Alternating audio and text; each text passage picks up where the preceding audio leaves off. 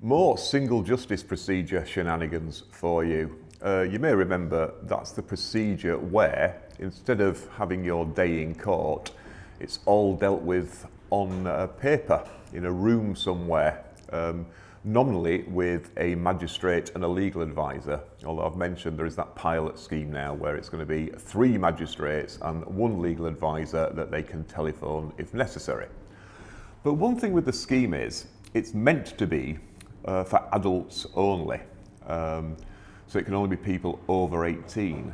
However, Tristan Kirk, one of the last of the proper court reporters at the Evening Standard, he did a little investigation and he found out that over a 6-month period, 124 children were actually dealt with under the procedure, despite the fact that their ages were clearly on the paperwork, and indeed there is something literally called the red flag that the prosecutors are supposed to flag up and say, no, this must be dealt with in open court. What sort of offences are we talking about?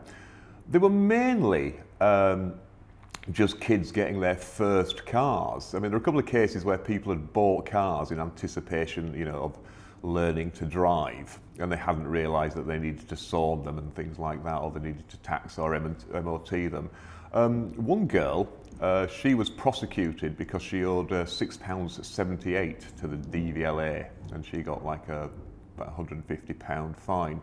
However, the youngest person that was sort of involved in this was only 14. So yeah, just yet more issues with the system. It is starting to look a little bit creaky around the edges, isn't it? But anyway, as always, hope you found that vaguely interesting, vaguely useful, possibly accurate. If you did, please consider clicking, liking, subscribing, all that sort of YouTube shenanigans. Thank you.